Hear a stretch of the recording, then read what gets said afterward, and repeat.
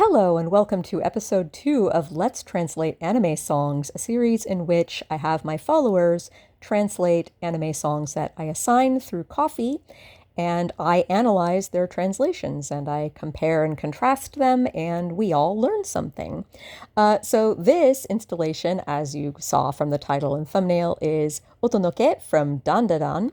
And when I pitched this idea, I said that this is advanced level. And it really is because rap is very, very difficult to write good lyrics for or to translate. And this song in particular, it has so many references and a lot of wordplay and stuff in it that I just felt it was very, very challenging.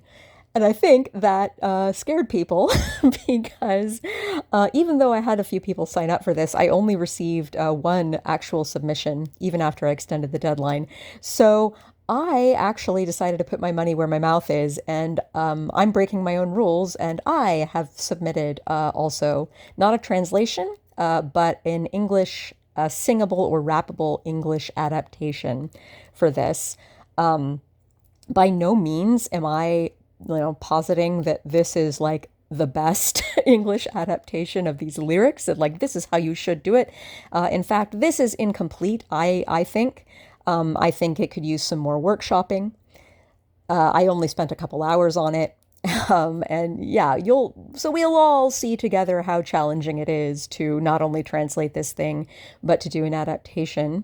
So the next installation of Let's Translate Anime Songs, I will be running through Coffee again, and at the end of this video, I will reveal what the next two anime songs we'll be translating are going to be, so stay tuned. If you're watching this video way after it was uploaded, these song translations might be closed already and unavailable. Check to see if there is something currently running on my Coffee. Or just leave me a tip if you like these videos, because I do not make very much money from AdSense. All right, now let's look at the translator that is not me, who did just a translation. Okay, so first, I always in these prompts ask people to provide a translation of the song title, if applicable. Otonoke is interesting as a title, so it may sound familiar to you. It may sound like the word mononoke, as in Princess Mononoke. That's how most people would probably know that word. So otonoke, mono is like a thing. So it's sort of like literally like there's this essence of this thing like possessing or haunting you. So otonoke would be like a possession of sound, basically. So this translator decided to translate the title as Haunted Melody, and they mentioned they wanted something that just sort of evoked a creepypasta vibe, because a lot of the lyrics is kind of like that. And yeah, Haunted Melody. I did my version of the title. I did Aural Haunt. And I'll go into a little more later my thoughts behind Aural Haunt as well. But basically, we kind of did the same thing. Like, Haunted Melody is like a melody that is haunted. Aural Haunt is like a haunt of the ears. Anyway, the first translator did the first section of this song is just a bunch of dun-da-dun, dun-da-dun, dun-da-dun. Hey, that's the title of the show. But dun-da-dun also, it's like an onomatopoeia for like drums, kind of going boom-ba-boom. That's kind of what we would do in English. Or, as the translator chose, dun-da-dun, which I think is a smart choice because dun-da-dun is so iconic. It's the title of the show. You wouldn't want to make it boom-ba-boom because that's a little too different from the original Japanese. And dun-da-dun, I think that also works in English. But using U instead of A, because it's really a schwa vowel in English, not ah. So minor change, and I like that. All right, so the first verse, akirame no arui yakara. So this is like, you don't know when to give up. The translator said, don't know when to quit, huh? I like the little huh because it gives like a, oh, wise guy, eh, vibe to it. And that's kind of the vibe here. He's talking smack. He's saying, you guys just don't know when to quit. Antara nanka ja, tabanatte mo kanawan. Translated as, you can try to gang up on me, I'll wreck you anyway. This is correct. So if you look at this tabanatte mo, you might think that just means, oh, even if you wrap me up, or even if I wrap you up. That's kind of what that literally means. But if you actually look this up in Japanese, it's an expression that means like, even if you gang up on me, like even if like you and all of your buddies attack me, like en masse all together. And then kanawan, that's kind of short and slangy for kanawanai, which means, God, you can translate that a number of different ways, but it's like, you're no match for me, or you can't beat me, basically. So you can try to gang up on me, I'll wreck you anyway. Kuabara, many mo tomarang hayasa. So better knock on wood. I like that. Better knock on wood. It has a cool, it's fun to say rhythmically. Because I'm fast as lightning. That's a nice way of describing. So many mo tomarang, or many mo tomaranai, if you stretched that out, hayasa, it's like, it's a speed that the eye cannot like comprehend, basically. Like your eyes can't even stop on me because I'm going too fast for your eyes to focus on anything. So the translator decided to do "'cause I'm fast as lightning." I like that. And I like the use of "'cause" instead of because this is a very slangy, tough guy vibe here.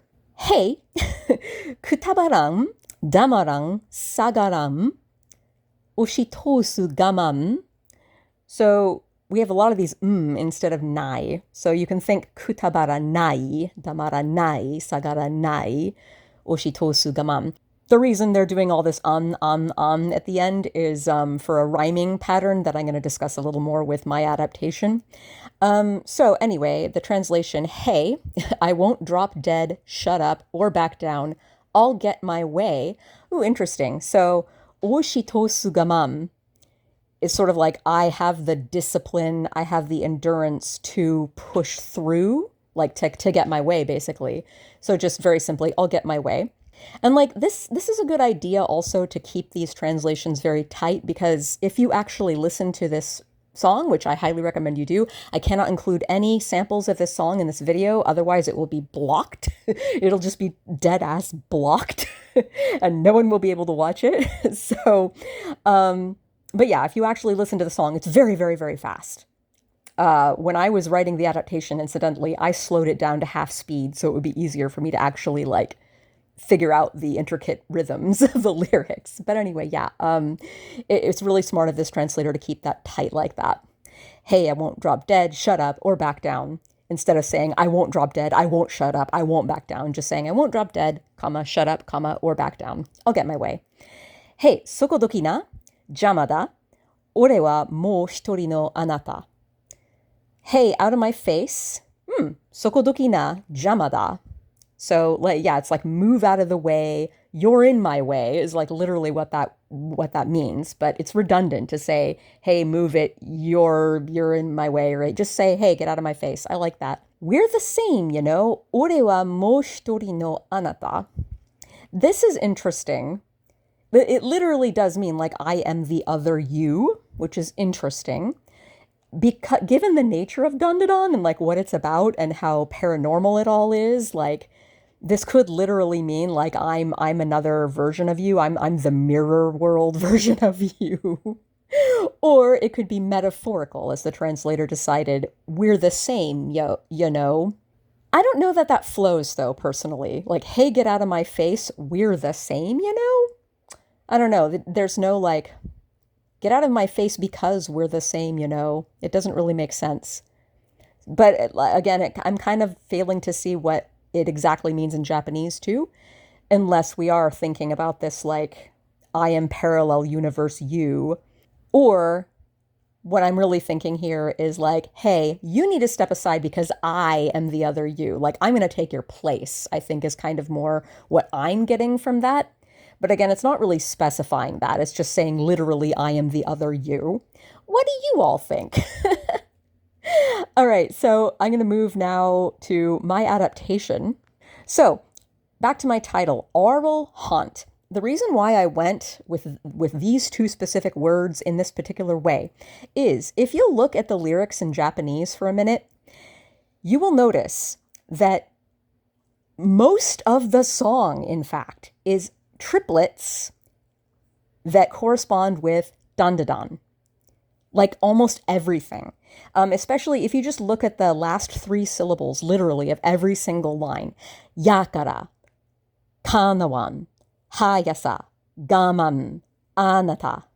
And then the next verse, wonderland. In a bad English accent, wonderland. It's still ba-ba-ba. Mawatara, bang around. Otsukare sama yang.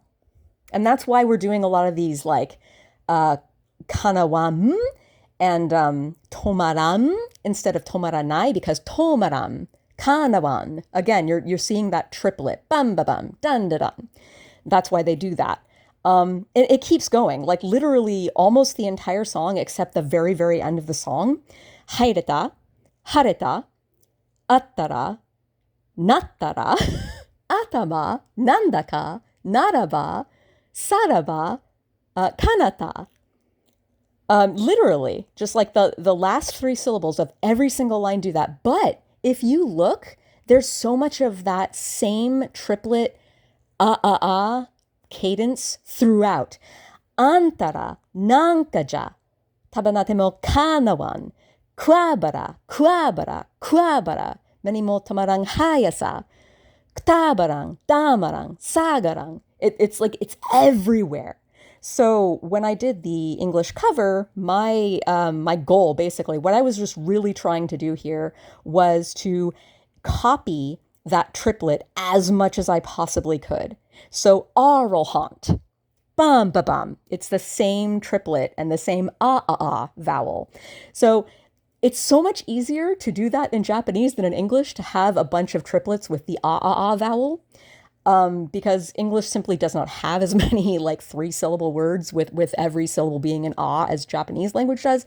And also, you have to pay attention to like the rhythm, right? A word like beautiful has the correct cadence. The first syllable is stressed, dun da dun, beautiful. But a 3-syllable English word like banana, the second syllable is stressed, banana. It's not banana, it's banana. So it wouldn't work to use a word like banana in this triplet. So keep all that in mind while we're looking at my singable, or in this case, rappable English lyrics. So the first line, akirame no aru yakara, motherfucker, you're so bad at giving up. Antara, nankaja, come at me all at once. Many mo tamarang hayasa, and I'll kick all your sorry butts. Kuabara literally means like knocking on wood. Unfortunately, wood does not rhyme with but this is one of those areas where I ideally would workshop this a little bit. But for now, it is knock on wood, knock on wood, knock on wood. I'm so fast you won't see it come. There's the triplet. Hey, not gonna stop. I won't drop. I'll be strong. Gotta keep pushing on. Hey, out of way. Okay, so this next line, I didn't quite get the triplet right. This would be another area where I would like to workshop it. Hey, out of my way, motherfucker. The fucker part of motherfucker is my triplet, and that's not really ideal. The stress is not on motherfucker. It's motherfucker, not motherfucker. I'd have to workshop that a little bit. I'm the other you now, my brother. And again, I don't really think that this works translation-wise. This would also need some workshopping. But I kept the triplets. If you look at the 3 syllables at the end of all my lines, you've got given up, sorry butts, see it come, pushing on, my brother. And it's not, as you can see, it's not literally, but at least the 3rd syllable rhymes with . Okay, next verse, buckle up, because this is just a string of references, and some of them are sort of like, one of these references I looked up in Japanese, and like literally the first results in search were OTONOKE by Creepy Nuts. It's like, this is just wordplay in this song, and this is what it's referencing. And it's like, even the average Japanese person wouldn't necessarily understand what this reference is, okay?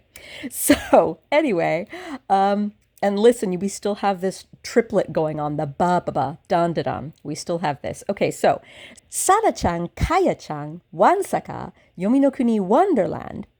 Remember, Wonderland in a Japanese accent is still that dan-da-dan triplet. Hey, that's just a little filler. Hey, it's not really part of the meter of the lyrics here. 起きとうになんだか4時44分回ったら. So this 回ったら, it's pronounced 回ったら. It's sort of apostrophized so that it's still the three-syllable triplet. 回ったら. Okay, here's the reference that really, like, it will stump you unless you look it up in Japanese and read the Japanese explanation. So, yonshaku yonsun yonbu-sama, that thing, ga kaminacha. It's in katakana, but it's actually the English words coming at ya, basically. Kaminacha, bang around. Which again, bang around in a Japanese accent, it's bang around. It's still a. Hey, yobukoi ga shitan nara. Again, with shitan no nara is how you would pronounce it more slowly, but shitan nara, it still has that ba. Mojidori otsukare sama yam. And if you look at the kanji for this otsukare-sama, it's not the typical kanji you would use for the common expression otsukare-sama, which is just the thing that you say to a person when it's towards the end of the day. It's kind of like goodbye or good evening or hang in there, trooper. Oh man, what a hard day at work we just had. Like, it can mean all kinds of different things, but it's basically just thing you say to person at end of work day or at end of day or when person has completed task. However, if you look at this kanji, it is for tsukareru, as in to possess a person. So lots of wordplay and lots of references in here. So translator A rendered all of this. Lots of gals like Sadako and Kayako in my netherworld wonderland. Yeah, so Sada-chan, that's referencing Sadako from The Ring, or Ringu. And then Kaya-chan is referencing Kayoko from what movie? The Grudge, right? Ju-on. I haven't seen either of these movies. I hate horror, by the way. Like, there are exceptions. Like, I like Stranger Things. That's technically horror. I like Madoka Magica. That's technically horror. Like, there is some horror I like, but in general, I don't really like horror as a genre. Like, I've been through enough traumatizing shit in my life. I don't need to traumatize myself further by watching scary movies. But anyway, yeah, these are both, even a normie like me has heard of The Ring and The Grudge. So these are very, very famous horror movie characters. In the netherworld wonderland, yeah, that's pretty much what it is in Japanese. Hey, say you're mid-exorcism, okay, and somehow the clock strikes 666. I actually chose 666 here as well. So, 4 o'clock and 44 minutes, that's what this yoji yonjiyonpun is. So 4, you probably know, is an inauspicious number. It's a bad luck number in Japanese culture. So that's kind of what our equivalent would be, I think, in the West, would be something like 666, because, sign of the beast, mark of the beast, the Antichrist. The whole okito, it's sort of like a prayer thing in Japan. But yeah, mid-exorcism, I dig that. Well, I mean, like, it really goes with the theme of Dandadan, when you have all these, like, possessions and spooks and stuff going on. Okay, so now, this one, the weird reference that you have to look up in Japanese and get Japanese explanations of. The translator decided to go with, and boom, there's a not-so-slender man coming at ya bang around. Okay, so coming at ya bang around is pretty self-explanatory. That's literally just English. And I mean, I guess you could play with that a little bit, and make it a little bit different so that it maybe makes more sense. But I think this makes enough sense. So I think this was a pretty clever workaround. So this yonshaku yon, okay, what is this again? How am I pronouncing this? Yonshaku yonsun yonbu-sama. So what this is referencing, if you look it up in Japanese, of this like very famous urban legend of Hashaku-sama, where there's this lady, spook, aberration or whatever, who is 240 centimeters tall, which is very freakishly tall, for those of you who are not familiar with the metric system. But also, another explanation it has literally in this Japanese page here is talking about the lyrics of the OP from Dandadan by Creepy Nuts. So in that case, they're referencing not a height of 240, but a height of 169. And that's like a more normal height. That's about what I am, actually, in centimeters. because the original urban legend that they're referencing is hashaku, which is hachi, which is 8, but this is yonshaku. So they're like referencing this other urban legend, but with a different number. So now we're making it 169 centimeters. And I don't know, is Okurun 169 centimeters tall? Possibly. But basically, yeah, 169 centimeters tall is a pretty average Japanese height, I'd say. It's a little tall for a woman, but it's like kind of average height for a dude, I think. And again, it's about what I am height-wise. So yeah, it's sort of like it's referencing that urban legend with that creepy woman phantom who's like 240 centimeters tall, but since it's represented with a 4 instead of 8, it's actually shorter than that. It's actually a normal height. But yeah, we're basically doing some wordplay with that Japanese urban legend. So this is a reference that just like, we're just not going to get this in the West. Like I said, even in Japanese, I think you have to kind of look it up, perhaps, if you're a normie, if you're not like super into urban legends and stuff in Japan. So there's a not so slender man coming at you. So slender man is what this translator chose as sort of our equivalent. I had to look this up because, again, I'm not a horror person. But Slender Man is a film from the last 10 years. Is depicted as a thin, unnaturally tall humanoid with pale white skin and a featureless face, wearing a black suit with branching tendrils, according to Wikipedia. So yeah, I think this was a pretty dang good workaround because the Slender Man, it's referencing a person's physique. And then in the Japanese, they're kind of also referencing a person's physique. And then this is a reference that Westerners are a little more likely to get. Okay, the last line. Hey, who said that? You've not just been had, you've been possessed. So see, that wordplay that I mentioned earlier with otsukare-sama. And this wordplay has been done many times before, by the way. Like I've seen this come up before in manga and in other things. So this isn't particularly groundbreakingly clever wordplay or anything. But it still is. But I like this workaround here. You've not just been had, you've been possessed. It's a little bit of a wordplay there. Yeah, yobukoi ga shitan nara. It's like if you hear a voice calling you, hey, who said that? Is kind of an eerie way of being like, wait a minute, who said that? Like, was there a voice calling me?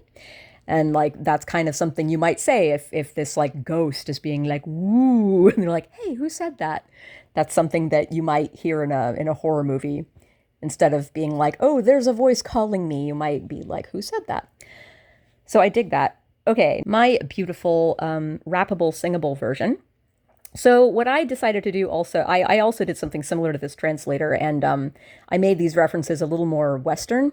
So Sada-chan and Kaya-chan, like, again, horror aficionados in the West would know The Ring and the Grudge, and they would know who Sadako and Kayako are, but they wouldn't necessarily know who Sada-chan and Kaya-chan are. And I just wanted to have more fun, so I'm like, I'm just going to try to find some 3-syllable references that end in ah from the West that I can use instead of these references from Japanese horror films. So I did Boogeyman, Candyman, Alien, and then Galactic Brimstone, Wonderland. Hey, if you're praying to your dead god and the time is 666 on the dot, so the on the dot's the only part where I really tried to get that triplet in there. I prefer Translator A's exorcism reference instead of praying to your dead god. But I did praying to your dead god as in like, this is futile, this whole praying thing that you're doing. And the time is 666 on the dot. And then I threw Sadako and Kayako back in. I just didn't want them in that earlier line. And I put them back in here. Then Sadako and Kayako are both coming at you bang around. Hey, and if they call your name brother, they'll literally haunt you forever. Mujidori, typically you translate that as literally. And yeah, I did name brother for the triplet. If they call your name brother, that could have been better. They'll literally haunt you forever. I like that one. I think that one's pretty clever. But the other one could use some more workshopping. Okay, so this next section, haireta, haireta, haireta, haireta. If you just look at that word literally, haireta, it means like I was able to enter, or was able to enter. It's not giving a specific pronoun.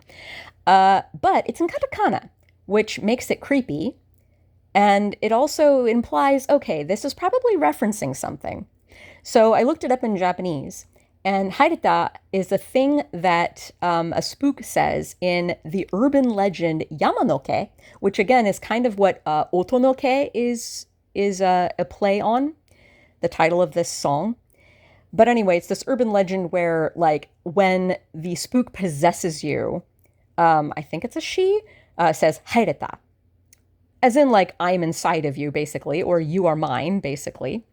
So this translator translated that as your soul is mine, soul is mine, soul is mine, soul is mine, soul is mine. I like that they left off the your in all the repeats. It has a cool echoey vibe. Your soul is mine, soul is mine, soul is, and it has a nice, it's a triplet as well, soul is mine. Hishi de haideta saki de kiri wa hareta. I pulled myself out to the other side and the fog's cleared now. Yeah, that's basically what that is. We're missing the hishide, which is like this like desperate crawling out. But that's fine. Deko to boko ga umaku kamiattara. So when opposites attract and balance each other out, that's a good way of illustrating that. Yeah, like deko to boko is sort of like literal like convexness and concaveness. If they, match together like puzzle pieces. So when opposites attract and balance each other out, I like that interpretation. Itami ga kasanattara, and the pain just keeps coming. Itami ga kasanattara, yeah, it's like literally, if the pain, or I guess plural pain, if pain and pain overlap, overlay, stack on top of each other. So yeah, if it's like pain atop of pain on top of pain. And yeah, like these lines, even in Japanese, feel kind of like disjointed thoughts. You have like that reference of the urban legend Yamanoke with like, hey, I've possessed you, basically. And then like I've desperately crawled out of the fog, and now the fog has cleared. But then it's talking about, well, when these like sticky out pieces and sticky in pieces fit together. And then once, the pain stacks on top of itself, or the pains stack on top of each other, and then we lead into the chorus. It's really interesting. My singable / rappable version of that, I really, really, really struggled with haireta. I really wanted to keep that triplet, and I really wanted to make the end of that triplet, at the very least, be an ah vowel. So I finally settled on mine you are, mine you are, mine you are, mine you are. But like hearing me say that, it sounds kind of weird. If I'm like mine you are, mine you are, mine you are, it's weird. You are mine would probably be better. Or your soul is mine would sound better sung. Again, I was just really, really focusing on triplets ending in an ah vowel. So I landed on mine you are. It's kind of Yoda-esque there. The next bit, really, paying attention to all these triplets. Hishida haideta, sakida kiri wa hareta. It's very da da da da da da da da da da da da da da. So cheated death to crawl out of hell, out of the ghostly fog. Ba ba ba ba ba ba ba ba ba.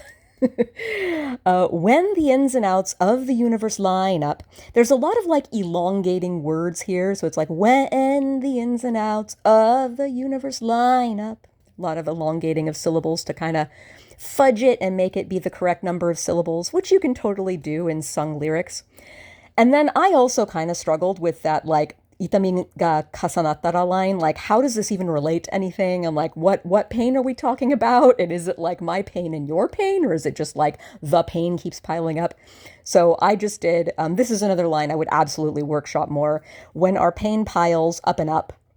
But I was very proud of the up and up is a triplet for dan da dan. It rhymes, yay.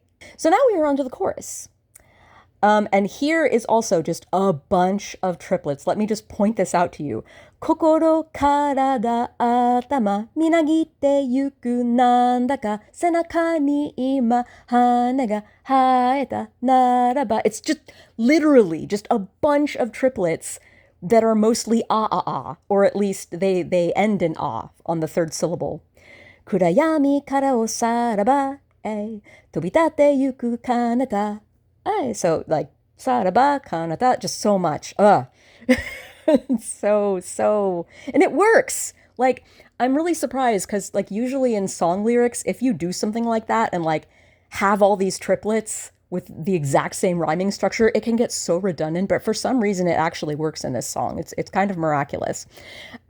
Anyway, translator translated that as I feel in my mind, body, and soul. Yeah, body, mind, and soul is a great kokoro, karada, atama. That's really what it's getting at. It's sort of like your literal physical body and mind, but also this metaphysical, like, abstract soul. That something's stirring. I like that. For minagitta yuku nandaka. Like if a pair of wings sprouted from my back. Oh, okay, yeah, it's as if. That's what this like is. Maybe I would make that clearer by going as if a pair of wings sprouted from my back. That something stirring, or if it was that something stirring like a pair of wings sprouting from my back, perhaps, to make it just more like metaphorical. However, this is actually leading into the next line. Like if a pair of wings sprouted from my back, then I'd leave the darkness behind. And that's doing it in Japanese too. Senaka ni ima hane ga haeta naraba, kurayami ni osaraba. So, I don't know, that's a little unclear. I feel in my mind, body, and soul that something's stirring. Like if I think maybe if you just did a period after stirring, because that can be its own thought. And then it makes it a little clearer that this next line goes with the line out. Like if a pair of wings sprouted from my back, then I'd leave the darkness behind. Instead of making the first three lines one thought. Well, let me see. I feel in my body, mind, and soul that something's stirring, like if a pair of wings sprouted from my back. Then I'd leave the darkness behind. Yeah, I think if you're going to leave the pair of wings sprouting from your back with the first two lines, make it, I feel that something's stirring like a pair of wings sprouting from my back. I don't know. It's a little confusing right now the way it's worded. Then I'd leave the darkness behind instead of saying, literally, I would say farewell to the darkness. Saraba is there because it's ah. It's that 3-syllable ah cadence there. And soar to a new horizon. I like horizon for kanata. Let's look at my beautiful singable chorus. Right. So here I was starting to really get tired of like making everything be exactly 3 syllables. So I took a little more license with elongating syllables and singing. So it goes, body, mind, and soul and chakras, overflowing enigmata. If a pair of wings grew onto my back right now. So see how I'm like elongating the chakras and enigmata? I'm sort of milking those so that they are the proper number of syllables. You can do that when you sing. And in fact, sometimes it works better that way, rather than trying to just force a bunch of very fast syllables into your notes. Japanese, you can do that a lot better than English because there aren't so many consonants to deal with. I would bid the darkness bon voyage, and I'd fly away to see the stars. So bon voyage. I got that from a thesaurus. I was just like, okay, what's a 3-syllable term for goodbye that ends in ah? And I got bon voyage. So I'm all right with that. And I like see the stars. Because I'm going with that, space aliens motif in Dandadan. Even though this song in particular is taking more the paranormal side of the show and not the, aliens side of the show, I'm like, I'm going to do a little nod to the aliens part of Dandadan. Back to the second chorus. Well, it's really the rest of the first chorus. Kokoro karada atama, natsukashi atatakasa. Ashimoto ni ima hana ga saita naraba. So, translator translated as, I feel in my mind, body, and soul a familiar warmth, like if flowers sprouted at every step I took.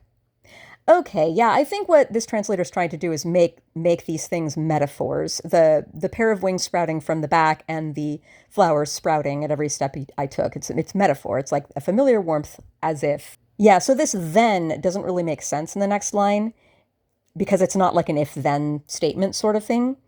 the way this translation is working. And I like making it like a metaphor, like a familiar warmth, like flowers sprouting. And then in the first half of the chorus, I feel something stirring like a pair of wings sprouting from my back. Yeah, but yeah, the then transition is kind of odd. Then I'd leave the darkness behind and soar toward a new horizon. That's just a repeat of the first part of the chorus.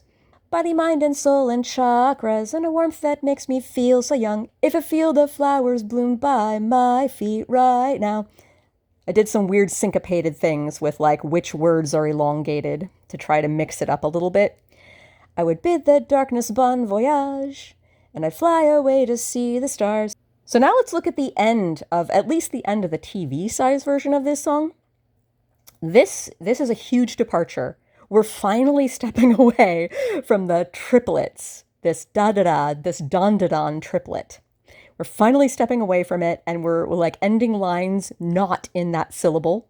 And even the singer uses like a different style of singing to sing this part too. Like he uses a very covered, like woo, sort of like airy tone in his voice too, to really make it sound different.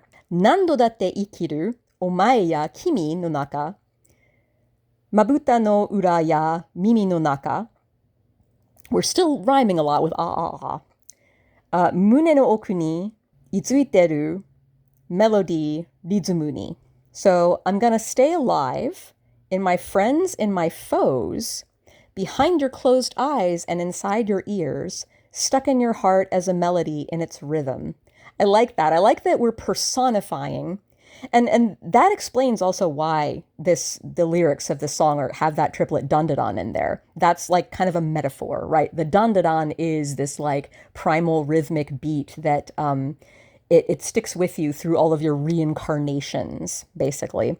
Maybe this line earlier, like I'm the other you, is also an allusion to that. It's like that, was that short story called The Seed or whatever, where Kurzgesagt did a video on this like a few years ago.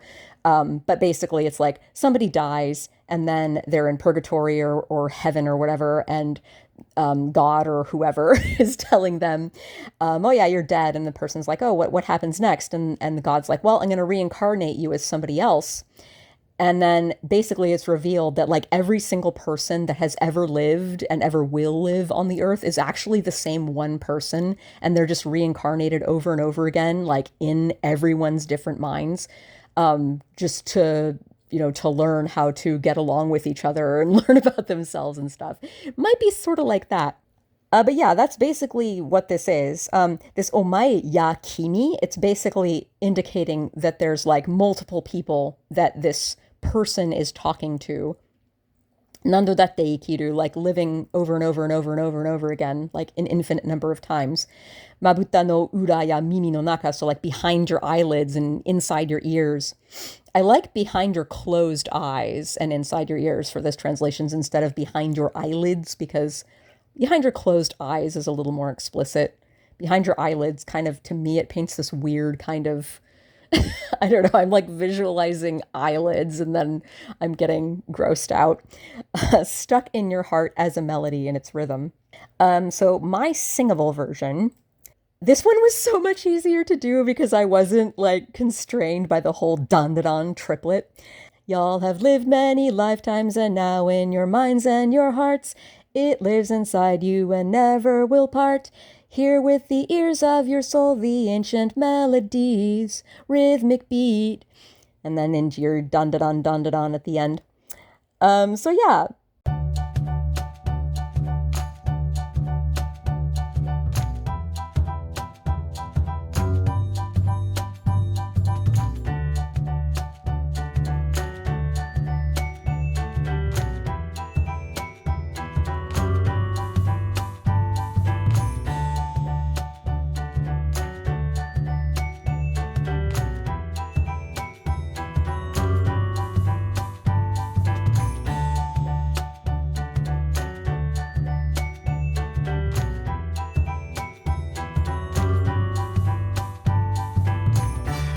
right, thank you for watching this installment of Let's Translate Anime Songs, and thank you to the translator who participated in translating this very, very challenging OP. And now I'm going to announce the next installment of Let's Translate Anime Songs. It is now open for registration on my Ko-fi. I have a direct link to it. We will be looking at the OP from the anime Hat Atelier. I am so bad at pronouncing that. Anyway, the OP song is Kaze no Anthem. We will be translating that, just the TV size version. There are instructions and details on my Ko-fi page. There are 3 slots available if you want to be a translator, and there are multiple slots, infinite number of slots available if you just want to pitch in $5 and just kind of support generally this series. Again, if you're seeing this video significantly after it has been published, this particular assignment is probably closed, but there might be another one currently running, so check my Ko-fi page anyway to see if there's anything going on that you might be interested in, or just, pitch in $5 because you like me. Anyway, bye!